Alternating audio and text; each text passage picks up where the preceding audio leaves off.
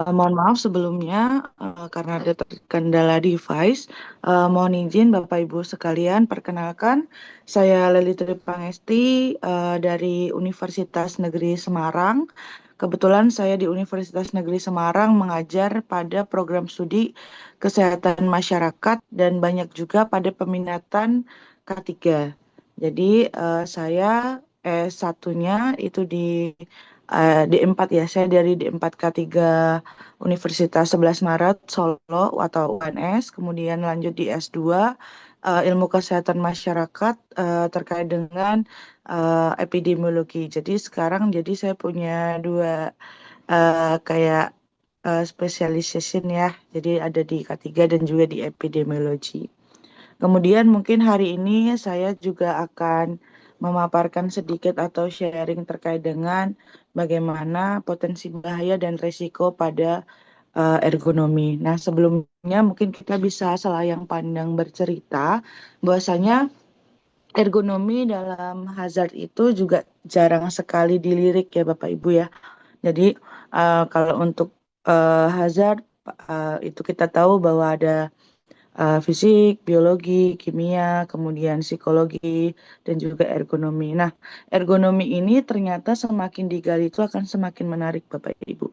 Jadi kalau kita lihat bahwasanya jarang nih pada suatu perusahaan, bahkan saya pernah magang di salah satu perusahaan di terkemuka juga ibaratnya kalau di Indonesia itu untuk bidang ergonomi itu belum dilirik gitu eh, sama dari HSE-nya gitu. Jadi saya tertarik juga nih dan kebetulan untuk spesialisasi saya di bidang ergonomi juga kalau dalam dunia dosen itu ada peta jabatan Bapak Ibu. Jadi di peta jabatan itu saya juga tertarik mengambil pada bidang ergonomi seperti itu.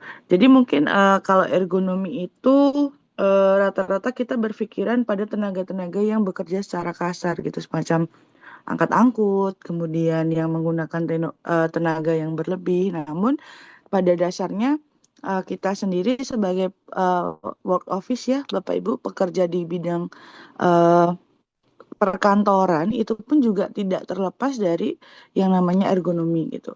Kadang tanpa kita sadari posisi ternyaman dalam kita melakukan suatu hal itu bukan posisi yang benar gitu, malah salah satu posisi yang bisa dibilang salah gitu ya Bapak Ibu ya. Jadi kalau misalkan tanpa dipungkiri mungkin saya juga termasuk generasi yang baru ya, generasi Gen Z gitu ya. Saya lebih suka misalkan menggunakan laptop dengan tengkurap di kasur seperti itu, misalkan dengan kaki bersila di atas kursi dan sebagainya.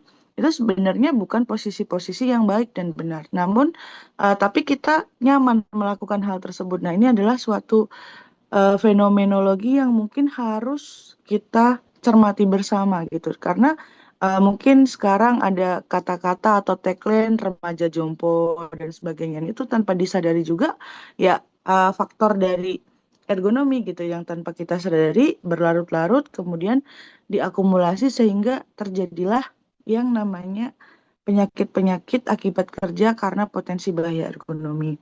Mungkin nanti saya juga tidak menyinggung banyak karena mungkin dibatasi juga waktu dan mungkin slide ya Bapak Ibu. Jadi kalau dalam dunia K3 itu pasti yang terkenal terkait dengan penyakit akibat kerja ergonomi itu rata-rata adalah CTS atau carpal tunnel syndrome, kemudian ada juga low back pain dan sebagainya. Nah, kita sekarang coba kita lihat di layar masuk di materi yang pertama. Mungkin kalau misalkan Bapak Ibu masih lupa-lupa ingat ya tentang ergonomi.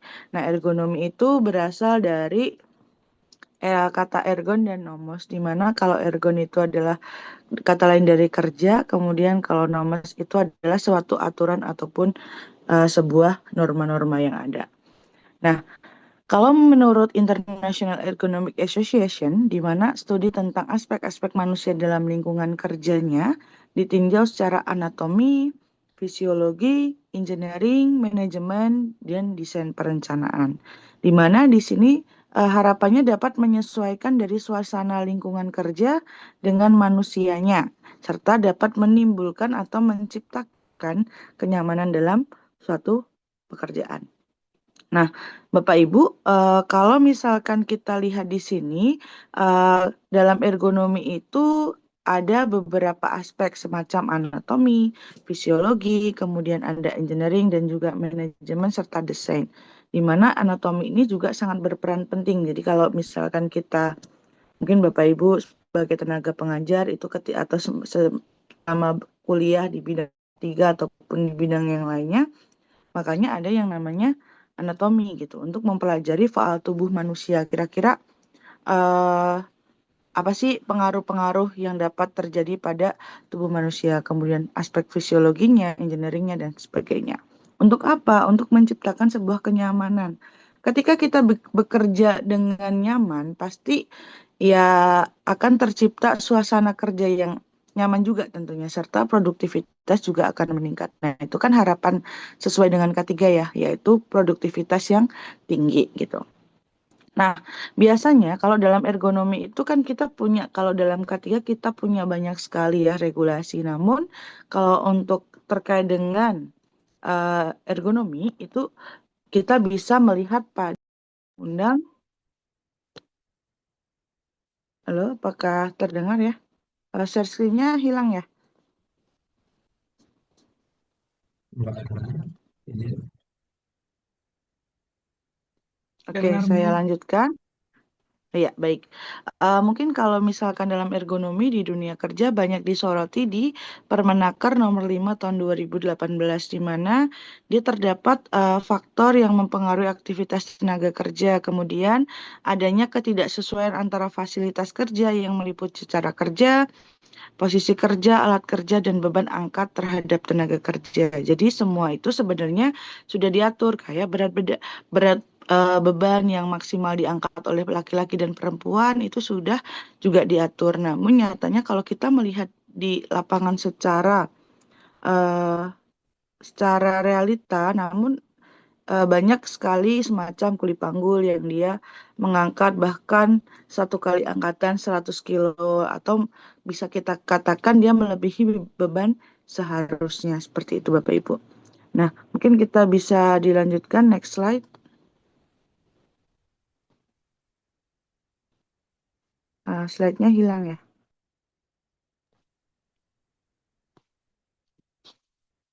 ya mohon maaf Ibu. Mungkin Mbak Erna jaringannya lagi bermasalah, nanti Oke. segera di backup. Oke, baik nggak apa-apa Bapak. Jadi mungkin saya akan melanjutkan bercerita juga karena mungkin ergonomi juga mengajarkan di mana desain suatu alat atau mesin itu harus disesuaikan dengan kemampuan faal manusia dan di mana harus seimbang juga antara tugas dan kemampuan manusia serta untuk menghindari penyakit akibat kerja yang akan muncul, kecelakaan kerja, stres kerja dan sehingga terciptanya bagaimana produktivitas kerja itu bisa tinggi gitu Bapak Ibu. Nah, kalau misalkan kita lihat di kita sekarang, misalkan kalau kita melihat kursi duduk atau meja itu rata-rata memang atau motor bahkan itu disesuaikan dengan postur dari kita sebagai orang-orang Asia gitu. Nah, kalau misalkan Bapak Ibu pernah melihat misalkan bule Eropa kemudian dia lagi vacation di Indonesia, kemudian rental motor. Ini mungkin kalau di Bali banyak ya Bapak Ibu.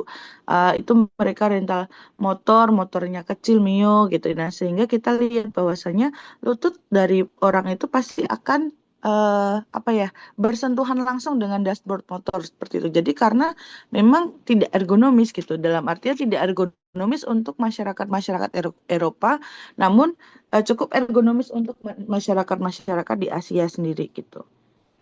Seperti itu. Jadi itulah yang dinamakan semacam ergonomi gitu. Jadi kalau misalkan Bapak Ibu duduk di kursi yang mungkin sekarang kantor atau di kampus atau misalkan di tempat kerja. Nah, itu rata-rata memang standarnya ya standar orang Asia gitu. Apalagi kalau misalkan buatan dari Cina, Jepang kayak gitu mungkin rata-rata lebih kecil daripada misalkan kita melihat kursi yang dibuat oleh buatan Eropa seperti itu. Karena sejatinya mereka akan menyesuaikan nih gitu, menyesuaikan dengan postur atau faal tubuh dari masyarakat-masyarakat di lingkungan tersebut.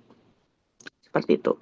Nah, dasar hukum lainnya mungkin terkait dengan ergonomi ini ada jelas pada Undang-Undang Nomor 1 Tahun 1970, kemudian ada UU Nomor 13 Tahun 2003, Permenaker Trust Permenaker Trust Nomor 3 Menteri tahun 1982, kemudian ada penerapan SMK 3 juga di PP Nomor 50 Tahun 2012, kemudian ada yang tadi saya sebutkan di Permenaker Nomor 5 Tahun 2018. Nah, sebenarnya elemen dari ergonomi itu ada 3, yaitu adalah manusia, sarana kerja, dan lingkungan kerjanya.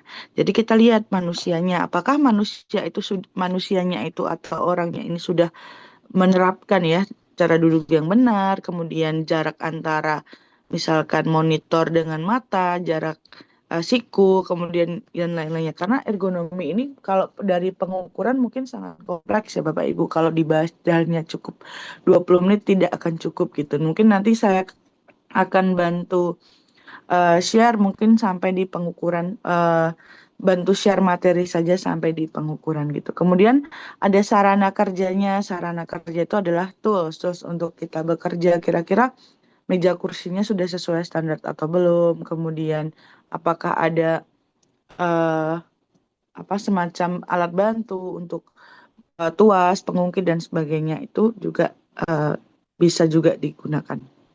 Kemudian kalau lingkungan kerja, kira-kira lingkungan kerjanya apakah sudah terstandar atau belum? Itu adalah dari aspek elemen ergonomi. Nah, kemudian mungkin saya akan membahas sedikit kira-kira dampak langsung dari ergonomi itu apa sih gitu. Misalkan dampak pada operator atau pekerjanya itu sendiri.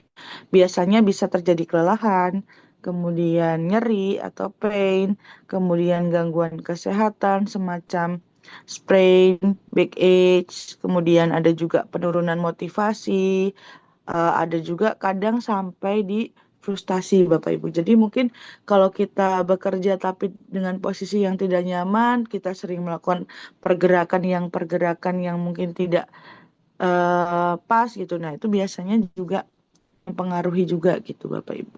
Kemudian dampak bagi perusahaan tentunya ya kualitas ataupun eh, semacam apa namanya produktivitas itu tidak terpenuhi dengan baik. Nah, itu adalah mungkin dampak secara langsung. Nah, kemudian ada faktor risiko dalam ergonomi, itu ada postur janggal, kemudian beban berat, ada juga frekuensi atau durasi gerakan, Bapak Ibu. Kemudian ada juga postur statis. Kemudian ada juga terkait dengan getaran. Jadi getaran itu juga berpengaruh juga terhadap ergonomi. Kemudian kontak dengan penekanan yang lebih. Nah, seperti itu juga termasuk dari faktor risiko dari ergonomi.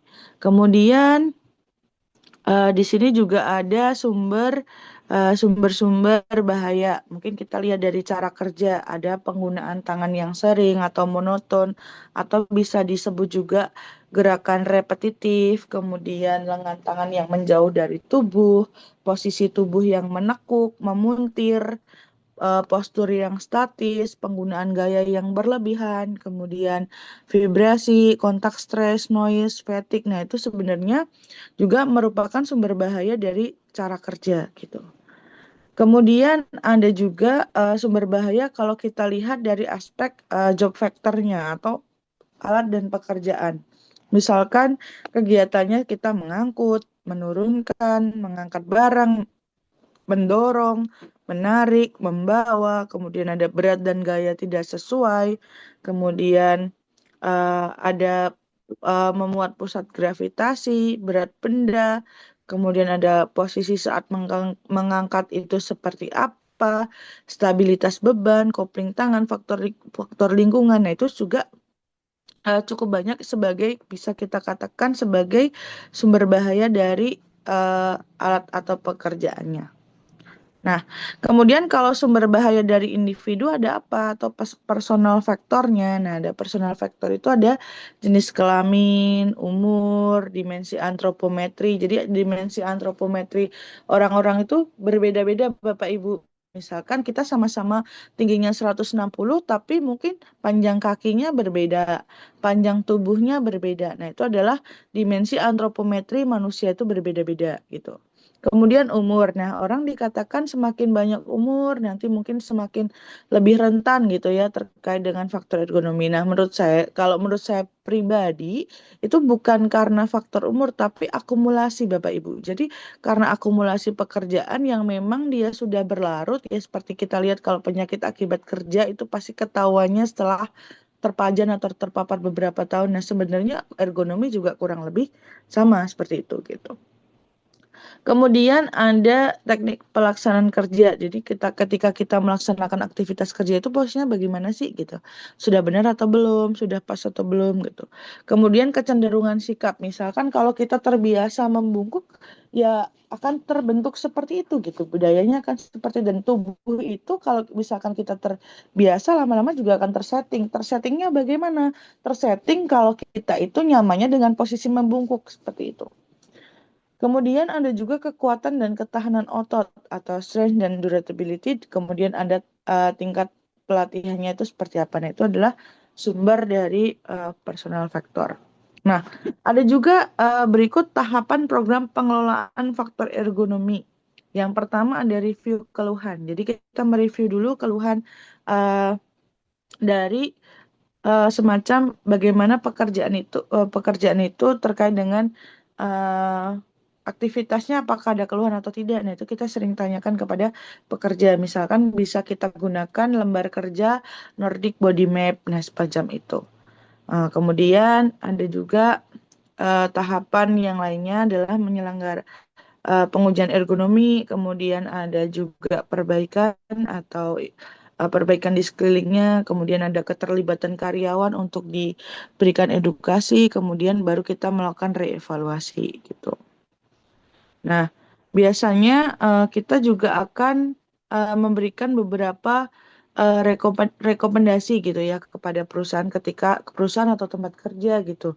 Bagaimana upaya meminimalkan timbulnya risiko gangguan kesehatan dari faktor ergonomi, khususnya yang disoroti saat ini yaitu musculoskeletal disorder Bapak Ibu, jadi atau MSDS. Kemudian perbaikan cara kerja, metode kerja itu harusnya bagaimana, perbaikan alur kerja, perbaikan alat dan sarana kerja, perbaikan lingkungan kerja. Nah, tentunya kalau kita berbicara tentang itu ya pasti kita membutuhkan cost yang cukup tinggi. Jadi rata-rata memang harus by proses apalagi kalau bekerja di lingkungan swasta pasti juga akan semacam ya akan ada perdebatan gitu terkait dengan penggunaan cost gitu. Nanti kemudian bisa kita next ke prinsip-prinsip penerapan ergonomi. Nah, prinsip penerapan ergonomi yaitu pastikan semua objek pekerjaan berada dalam jangkauan yang wajar. Jadi kita tidak perlu melakukan aktivitas yang berlebihan dengan jangkauan itu yang cukup jauh. Jadi mungkin tools atau alat kerja kita bisa dekatkan ke area-area dekat lah dari jangkauan tangan. Kemudian bekerja pada ketinggian yang proporsional, kemudian mengurangi penggunaan gaya atau tenaga yang berlebih, kemudian bekerja dalam postur yang baik atau wajar, mengurangi pekerjaan yang pengulangannya sangat berlebih, jadi yang monoton gitu, misalnya bekerja di perintingan rokok, kemudian mengetik. Nah, Bapak Ibu yang sering mengetik, nah itu biasanya juga bisa kita katakan sebagai pekerjaan yang berulang. Kemudian mengurangi tingkat kelelahan, meminimalkan adanya penekanan pada bagian-bagian tubuh tertentu, memastikan pekerjaan dapat berganti postur dan dapat disesuaikan, memastikan kesediaan ruang gerak yang cukup, memastikan kondisi lingkungan itu bisa nyaman seperti suhu, pencahayaan, dan tidak adanya getaran yang berlebih gitu. Kemudian memastikan kejelasan warna atau tanda-tanda yang mudah dimengerti semacam eh, safety sign gitu Bapak Ibu. Kemudian meningkatkan perorganisasian yang efektif dari baik dalam minimal pengorganisasian yang baik, kemudian meminimalisirkan potensi bahaya yang ada di lingkungan sekitar. Nah, kalau dalam pengukuran ergonomi, Bapak Ibu, kita bisa menggunakan beberapa hal yang mungkin eh, cukup banyak ya. Mungkin ada brief, baseline risk identification ergonomy factor, ada QEC atau quick exposure check, ada yang terkenal juga di kita Darula, ada REBA, ada OWAS juga. Ya. Mungkin itu saja, ini slide terakhir ya Bapak Ibu. Jadi mungkin itu saja, nanti mungkin secara gamblangnya, secara lengkapnya dan pengukuran dan sebagainya, nanti saya titipkan ke Mas Miftah untuk di-share ya ke Bapak Ibu. Karena mungkin keterbatasan waktu. Nah, mungkin nanti di PPT saya terdapat beberapa contoh gambar gitu, bagaimana pengukuran jarak yang benar sesuai dengan standar. Baik, Bapak Muhdar, terima kasih untuk waktunya. Bapak Ibu sekalian, mohon maaf untuk keterbatasan teknis pada pagi hari ini. Saya ucapkan mohon maaf dan terima kasih untuk para segenap panitia.